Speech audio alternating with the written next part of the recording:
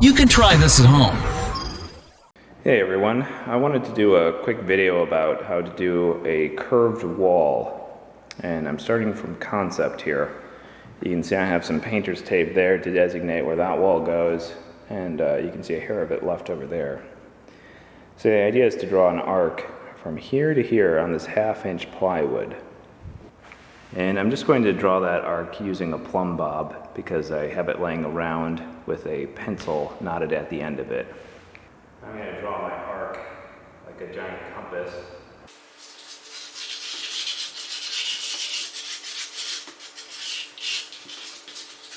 Just make sure that's actually 4 foot by 4 foot.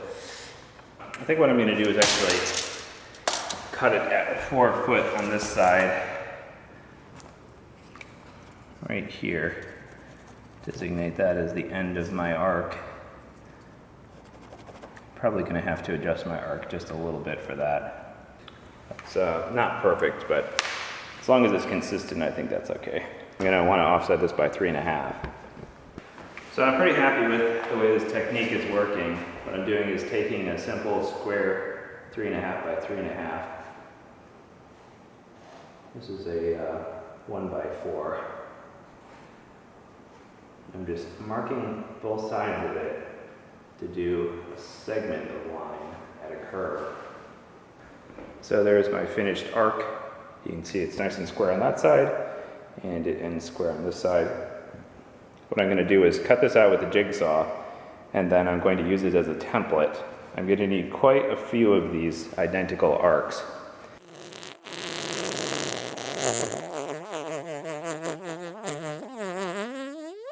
This is okay, but what I'm going to do is run it along a sander and get a little bit closer on these lines to make it at least a little more uniform. I think part of this could be avoided if I used a larger blade. You can see this is a thin blade used for doing a lot of detail work. I was just too lazy to switch it out. So I just want to clarify, the only reason I bothered to sand this is because it's a template. Just to even it out a little bit to give me the best chance of an accurate representation when I am repeating the process of just trying to maximize my board. Making these consistent is fairly important, but there's a lot of room for error, so it's not that big of a deal. So it turns out, I think these are 11/32. You stack even 4 together and you are just shy of 1.5. Guess what? I'm out of wood. But I don't need to sacrifice another piece of plywood on this because I'm going to end up actually notching. So I'm going to have some center pieces that are kind of going to be sandwiched. So I have marked off here my 3.5 for the sandwich portion. I'm going to do 2 ply for that. And I did L and R for long-term clarity.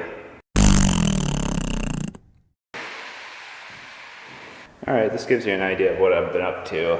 You can see here is the 2 ply sandwich boards there. And there's one at the bottom. And my plan is to have a center piece from the 2 by 4 running across the sole plate here.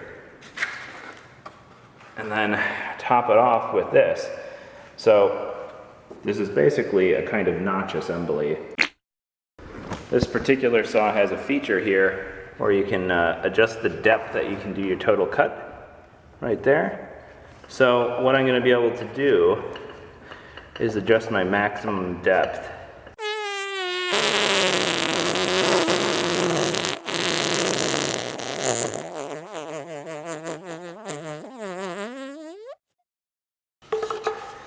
So yeah, about right.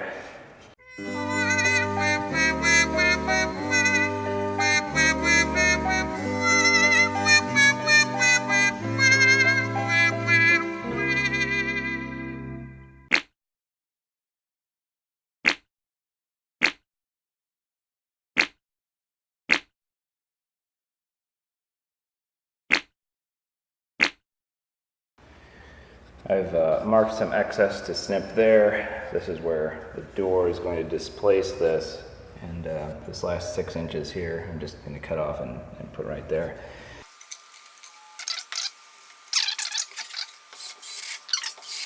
But I'm gonna try to magically get this just right and set it in place perfectly. You can see I have the basic framing done other than the curve over there. And this is going all the way up into the ceiling where I'm attaching to those rafters. Now that I think about it, I didn't show this framing. I just jumped way ahead. So it actually turned out pretty well. It's nice and level and straight, square, all that. Square except for that curve. I already had this inspected and approved. They said no fire breaks were necessary. They said that was a fire break and that was a fire break. So I asked him, what are these then? And I said, are they structural? And he just kind of shrugged. So, I always thought these were fire breaks. No? Somebody let me know in the comments. Anyway, so I decided I'm going to add some fire breaks just because I'd like the structural reinforcement. You can see I have 4 spots to add them. And what I did was I painfully measured and transcribed the distance between the points and used my original template. So I have all of my template recorded here and where these were placed.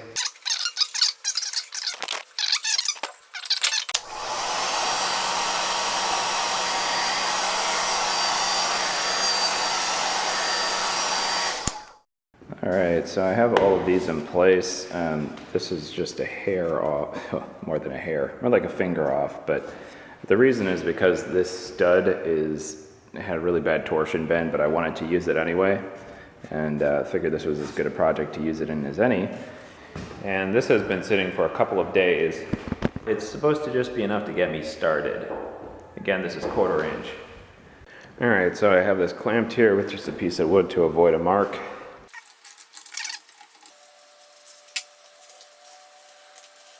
All right, so I marked out 4 feet, really 4.5 because I'm offsetting roughly a 1/2 inch from the bottom.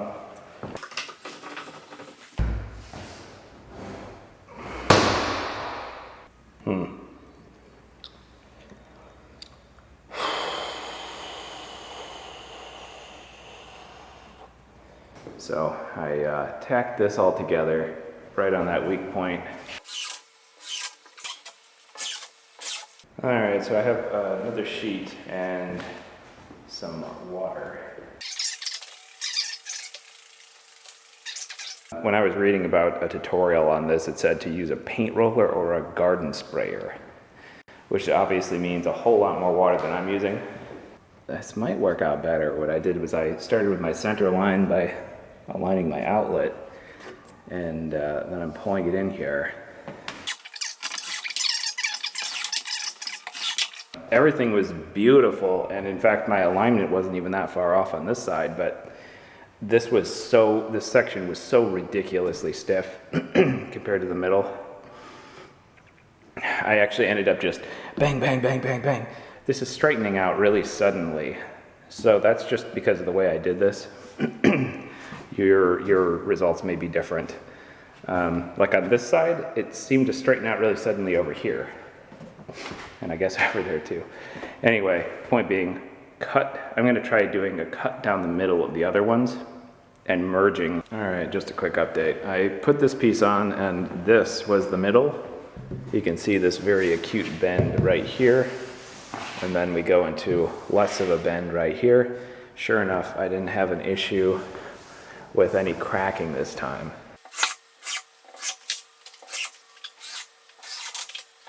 All right, so I had to put this on here just to help hold down the edges. This stuff I hit about 20 or 30 minutes ago, and I do think that getting it wet a little bit helps. I was thinking if you stored this outside in an unconditioned space, it would probably be ready to go, you know, for your project. Here we go. This is initially drywalled. What bothers me is this 1/4 inch is basically the same as this 1/2 inch. There can't be more than like a couple millimeters off. But then this side, it's more like 3 or 4 millimeters, except where it tapers down up there, and then it's about the same. So I'm kind of put in a tough situation, and then in here, again, it's almost exactly the same. There's just not much there. So what I'm thinking I'm gonna do is pick up 2 more 4-packs because I don't like this. Ooh, it sounds like cardboard or something. I don't know, I'm not into it. This is after I went ahead and sanded this. It is just a hair more acute in this spot because the edge went just a little bit because this was the end. You can see all I did here was actually I wet extensively this side and this side. I probably put about 2 liters of water between all of these pieces of drywall. I'm not sure that it has made this edge less rigid though. The edge is just, yeah, it's still quite rigid. All I did was focus the water on these edges, and the middle still is the most flexible part. I just finished putting on the second ply of 1/4 inch. I again used this to just press down the edges. Unfortunately, this still failed. So I guess if you cut out a junction on an acute curve like this, it's just bound to fail. I'm gonna let the adhesive set, and then I'm just gonna sand it down a little bit more than I need to, fiberglass tape and patch. This is like 3/4 now, and this is more like, 5/8, somewhere between 5 and 6/8. It's pretty close. So it looks like I should touch that up real quick. I had some failures here as well, some cracking here, and some cracking here on the second ply. So what I'm gonna do is, when I'm doing my tape work, I'm just gonna skim across here and smooth out that a little bit. All right, this is after roughly 5 sessions of filling. I did a few back-to-back last night. That's not a requirement. It's just that I'm a kind of a perfectionist when it comes to plaster work. So I made sure everything was very curved and uniform. One of the ways I did that was just by rotating the angle I was looking at the curve. It's not like it's 100% perfect, but it's quite good. If I had done a better job, or maybe used a flexible drywall instead of the stiffer stuff, maybe I wouldn't have had to do as much filling. It is what it is, and I want to get the sanding over with. I'm just going to do hand sanding. I don't want to screw up any of the curves by using that thing, even though it will probably save some mess. Did 2 coats of paint, and then I put this door in here. It's a 30 by 80 door, and it was just in terrible shape. I think it got damaged in the shipping to the hardware store, so took quite a bit of work actually.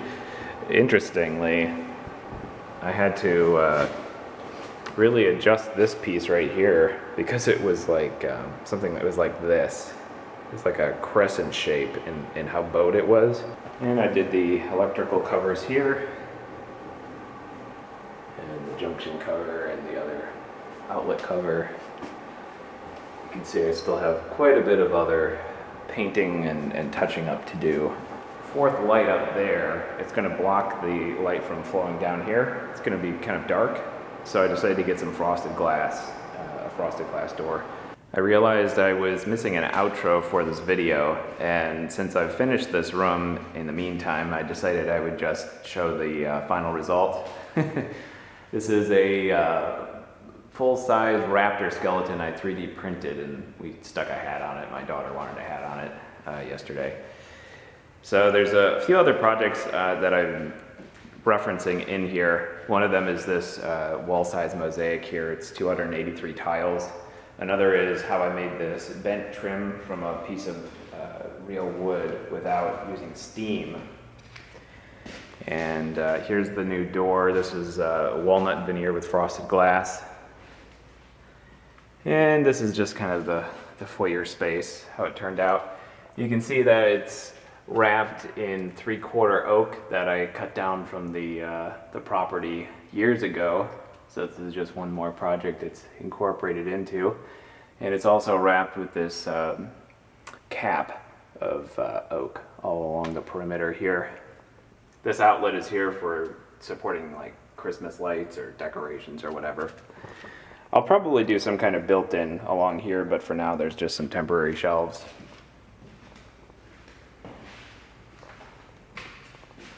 And here's another view of that oak. So the curved wall turned out pretty well. There are definitely complications it introduces when you add a curved wall.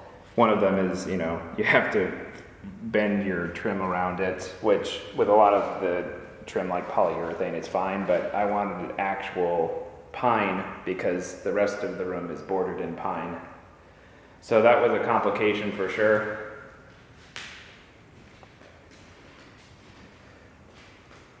All of the house is using this pine trim that I created. It's a pattern I came up with years ago, and I've made probably, I think, over 1,000 feet of it at this point, so lots and lots of it. And you can see just the room in general. Have a lot of windows in here. I have 11 windows total, so it's sort of a sunroom. And this is just a rowing machine that we may move out of here, not sure yet. So I hope that you found this video helpful. I just wanted to show the complication of doing a curved wall and how your typical guy using typical supplies would get it done, and that even if you kind of screw up along the way, you can still, plaster things and get a pretty good result. So I think this turned out really well. If you found this helpful or interesting, please like and subscribe, and check out some of the other projects. I'll put links in the description. I think the next video I'll be doing is probably how I made this bent wood trim here at the bottom. I didn't actually do a video on veneering with this 3/4 oak all along here on these supports. It's pretty straightforward, typical joinery. All it takes is skill and patience and not really a lot of knowledge, I would say. And you can see the way I joined it. The corners are part of the face. I didn't want to do what I did on this stuff, which is where I cut it on a diagonal and then filled it and then rounded it off. And the reason I did that is because this is actually utility oak floor, so it doesn't have the ability to be cut in such a way where I could incorporate the face very easily. But it probably would have been a better result if I had done that. But the way it landed was like right on the edge, and these are tongue and groove. So this was just a way to use this because I had so much of it.